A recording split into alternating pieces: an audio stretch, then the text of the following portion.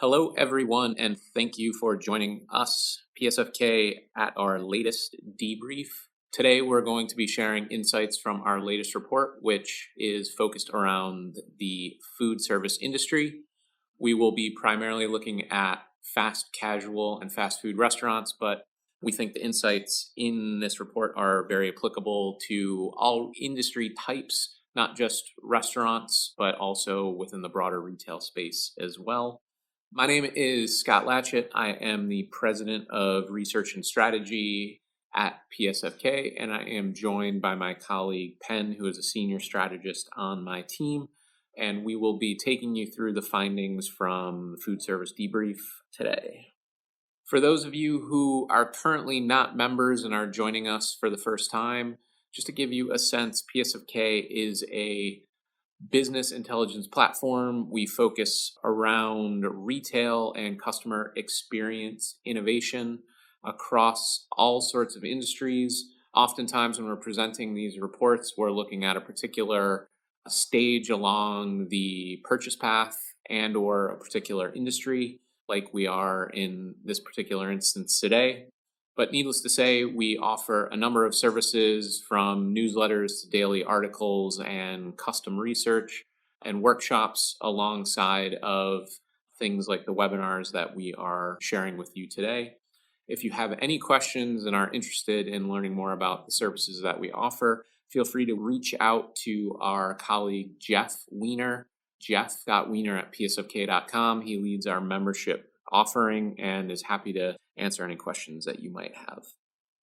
As previously mentioned, today's report is going to focus within the context of the food service industry, particularly looking at what's happening in terms of new technologies and new operational processes at quick service restaurants, fast casual, fast food. There are many different ways of sort of talking about the various restaurant types that exist within this industry, but we'll be looking at some of the ways that consumer expectations and behaviors are changing, some of the challenges that the industry as a whole are facing, and then take a look at some of the progressive trends that look at the ways that these companies are starting to rethink their operations all the way from the ordering process to restaurant design and all the way through to the delivery process. Ideally, this is going to provide insights to people who work directly within the industry, but also broader insights that are going to be applicable to people in general as well. So thanks again for joining us, and we will dive into the findings right now. Consumer expectations are changing when it comes to all aspects of the food service experience, from the ease of ordering to the speed of delivery. So in order to validate some of the findings that we uncovered in the research of this food service debrief, we partnered with the consumer intelligence platform Suzy to conduct a bespoke survey of over 500 US consumers. So here with me now to present some key findings from that survey is Sophia Hernandez, the Chief Client Officer of Suzy. So one thing that we're seeing is that consumers are really aiming for choice and flexibility when it comes to ordering. They want multiple ways to order, from mobile apps to self-service kiosks to drive-thrus. In fact, 78% of consumers say it's important that restaurants offer multiple ways for them to order. And a new behavior that we're seeing is mobile ordering. A lot of consumers are embracing mobile ordering for the ease and convenience that it offers. 35% of consumers prefer ordering via their mobile app. 54% said that a mobile app offers ease of use and convenience, and that's the primary reason they do it. And another insight that we uncovered is that when ordering ahead, consumers really want to be able to grab and go. Having to wait in line when they arrive at the store after they've ordered ahead sort of negates the convenience that ordering via mobile app offers. Right. Only 52% are willing to wait 1 to 5 minutes to receive their food once they've arrived at the restaurant. And now that consumers are faced with an overwhelming amount of choices and have access to more choices than ever before, they really seek help when ordering and seek assistance in choosing the right menu item for their individual dietary needs or preferences. We're seeing a trend about personalization across all industries.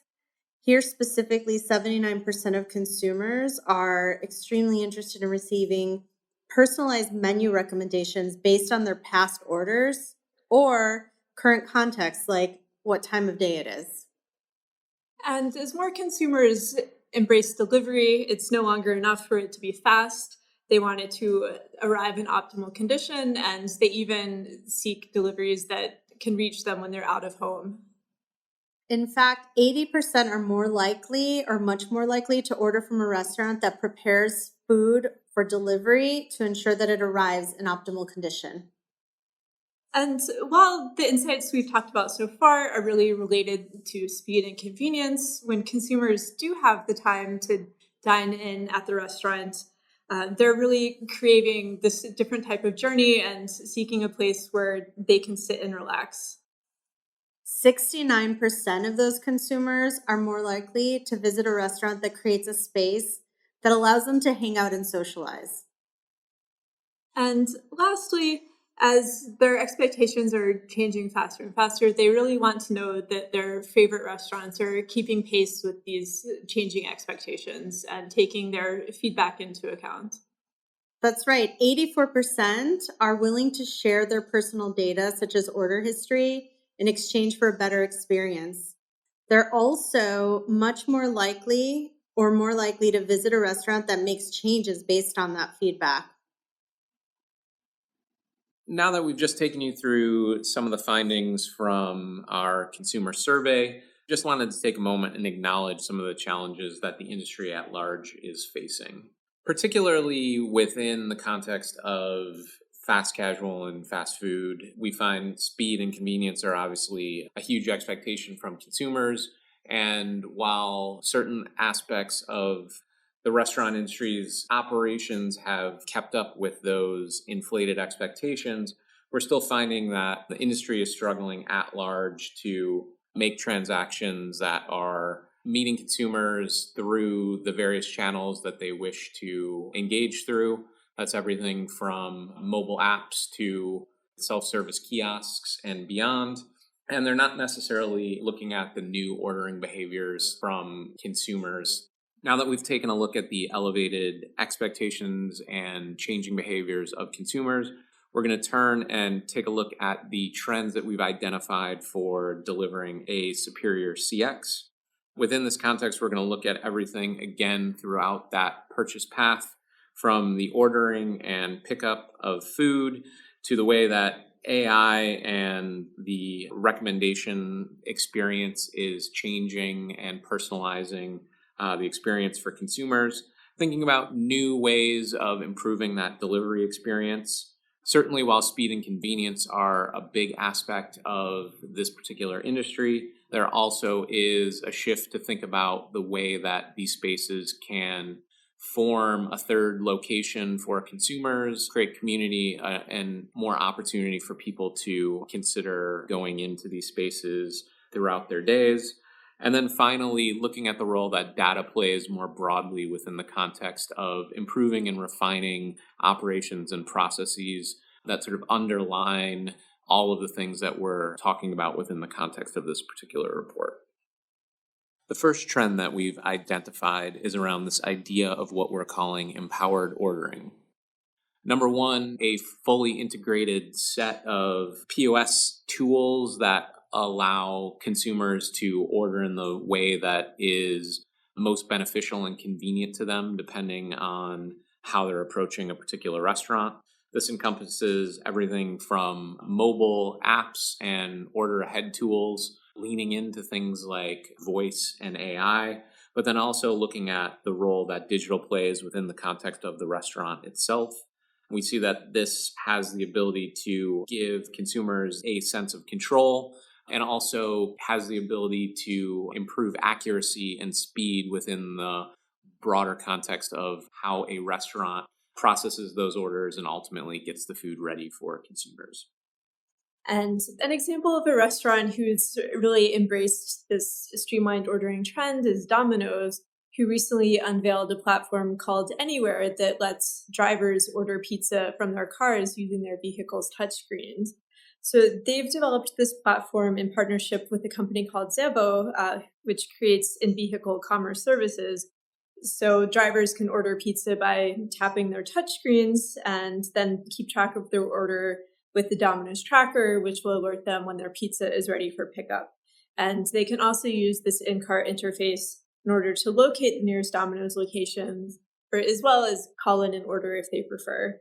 And this feature will be automatically loaded onto new cars starting later this year. And the platform also integrates with a number of voice assistant platforms like Amazon Alexa, so customers can order via voice assistant when they're at home. It's really interesting to see how Domino's has sort of positioned itself not just as a pizza restaurant, but as a technology company. And as they've sort of led the way in all of these different features around both ordering and tracking your order and keeping tabs on delivery and all these different things, we see and will see throughout this report how a number of their competitors within the space are starting to adopt similar services and are really starting to consider new ways of intersecting with consumers and making it super easy to place an order and then ultimately, pick that up in a timely fashion. And leading into that last thought, we have identified an interesting thing that's happening within the context of the order ahead and pickup experience, specifically rethinking the design of the physical restaurant to allow for people who have placed an order ahead to easily pick that up in a seamless manner. This is both sort of happening within the restaurant itself, where there's dedicated areas that are set aside for people to pick up order ahead food, as well as new experiments within the drive-through arena as well, where people who have ordered ahead can use dedicated lanes to quickly go through and pick up their orders and get on their ways. So this is really thinking about streamlining not only the time that it takes for consumers, but rethinking the restaurant design as a whole. And an example of a restaurant that has really rethought the design of their stores in order to accommodate these new ordering behaviors is Dunkin', which has opened over 60 of what they're calling their next-gen stores across the US. And these are tech-forward stores that feature things like drive-through lanes designed exclusively for mobile ordering, as well as dedicated areas of the store that allow members of their DD Perks rewards program to order ahead via mobile app and then easily pick up their orders through dedicated areas without having to wait in line and negate some of the convenience of being able to order ahead. And they can also track the status of their pickup orders via a special digital display in store. I think there's a really interesting strategy that's underlying this particular trend, which is the attempt to encourage people to both download and use the mobile app as the primary means through which to interact with a particular restaurant or brand. Obviously, as we've seen within the context of the last debrief that we shared with you, there's a way to integrate this mobile ordering into an existing loyalty program, get consumers to be repeat members and start to reward them for their continued engagement.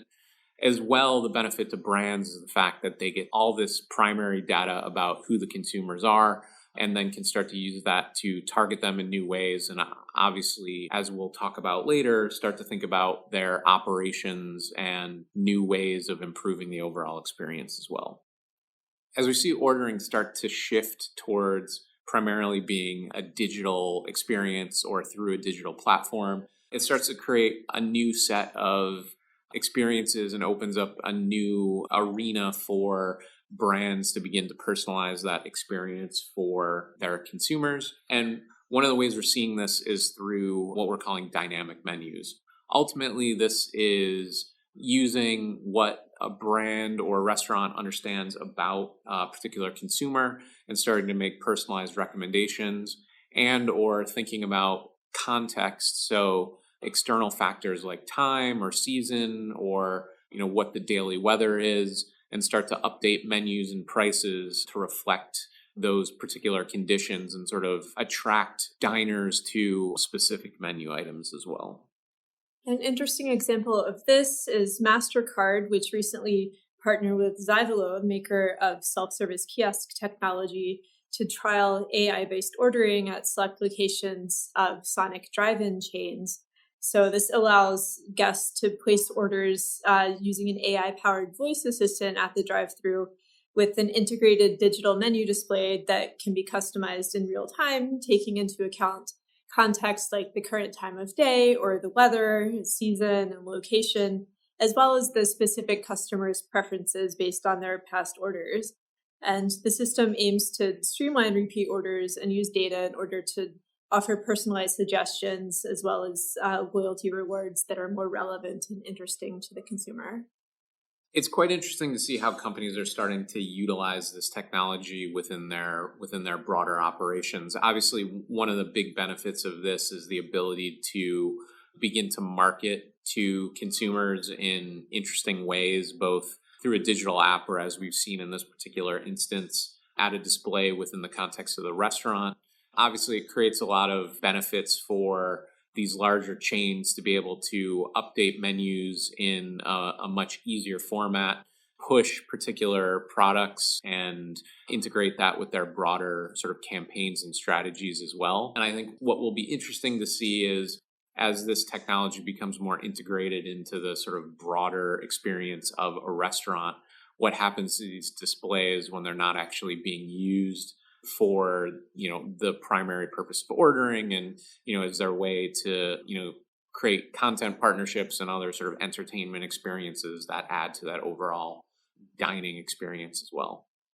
Another interesting example of using technology to personalize menus is this company called The Fits, which is a personalization engine that actually can scan the menu and then provide personalized recommendations based on individual dietary needs, such as vegan or gluten-free, making it really easy for consumers to choose items that are in line with their individual needs. And we recently spoke with the Fit founder and CEO, Scott Sanchez, so we will play a brief clip from that conversation and let him tell you a little bit more about how this interesting technology works.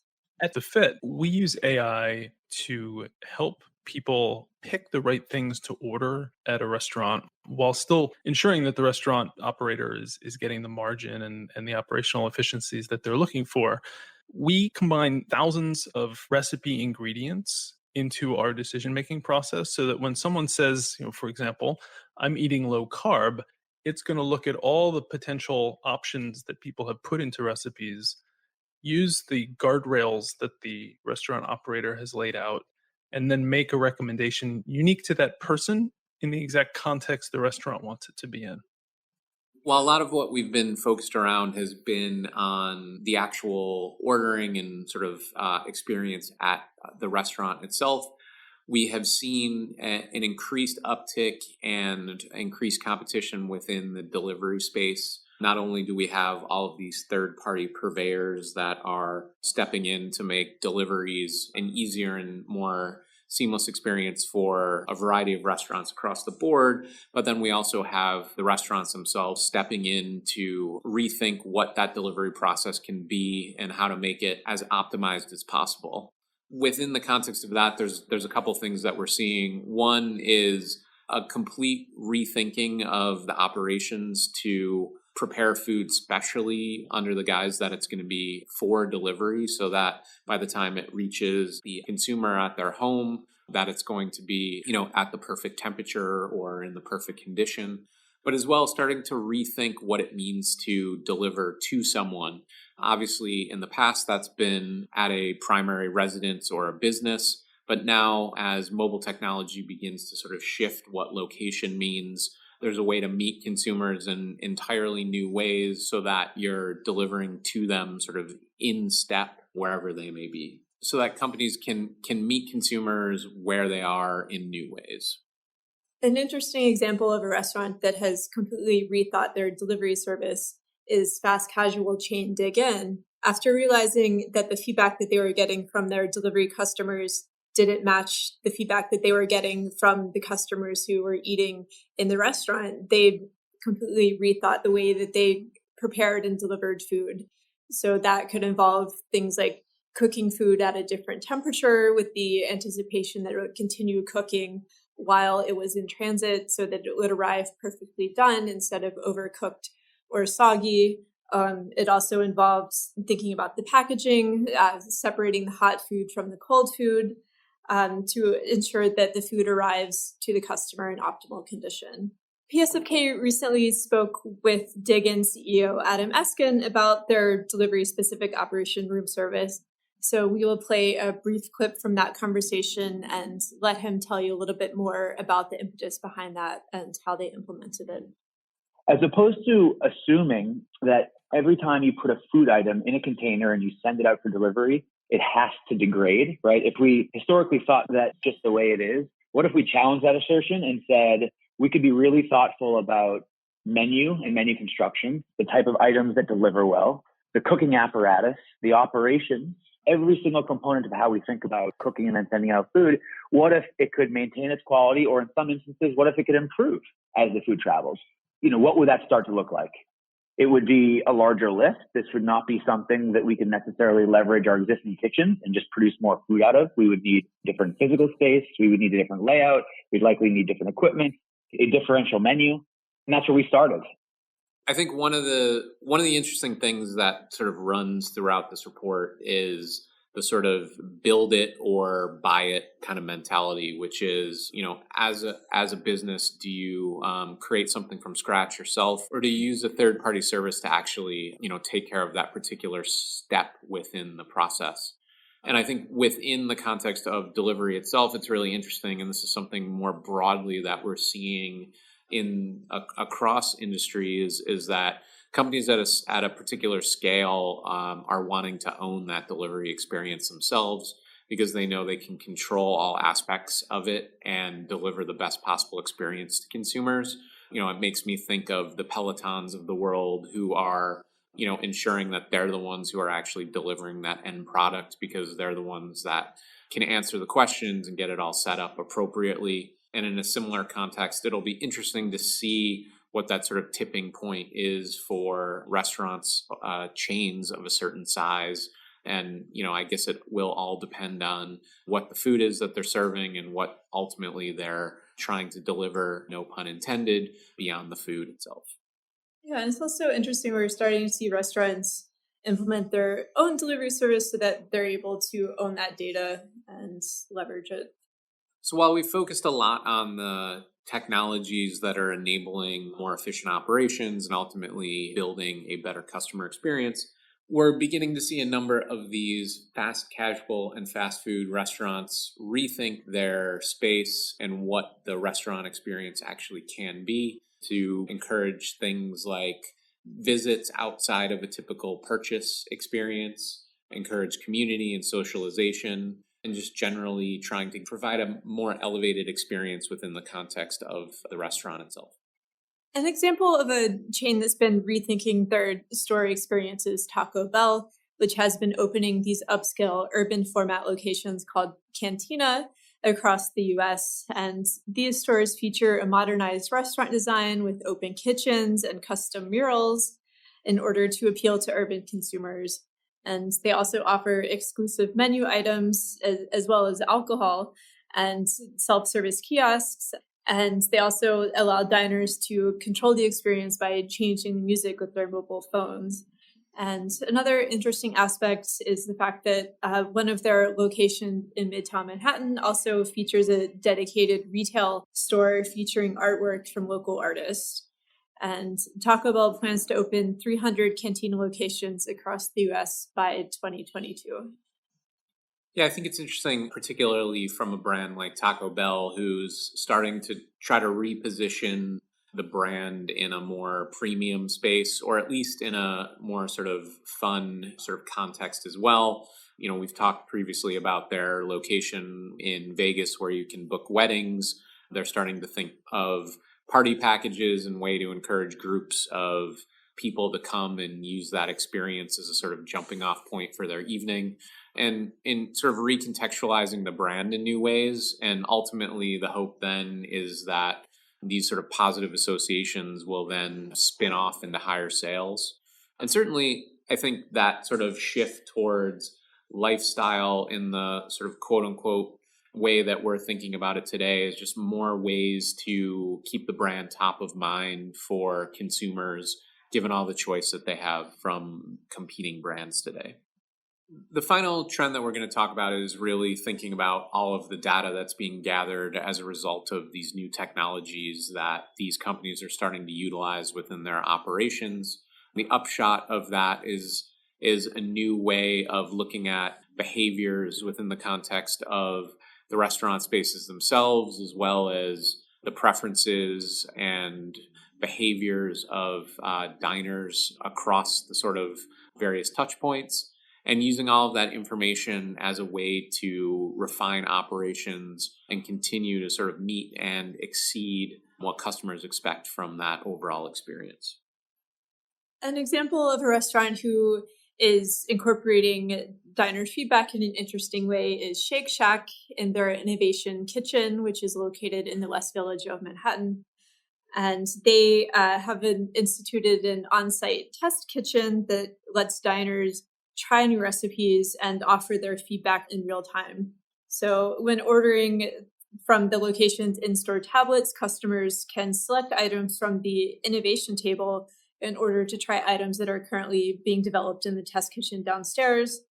Past items have included a beef hot dog with pumpkin mustard or a bacon-flavored frozen custard. So this allows them to get consumer feedback in real time, and it allows them to introduce new items to customers much more quickly. In the past, before they implemented this test kitchen, they would only introduce new items after extensive in-company testing at quarterly tastings. So this system allows them to gather and act upon feedback much more quickly. Before we get to our final takeaways, we just wanted to take a moment and reflect back on the trends that we've just walked you through. Again, looking at everything from that upfront ordering process all the way through to all of the data that's generated and what that ultimately means to improving operations on a continuous basis.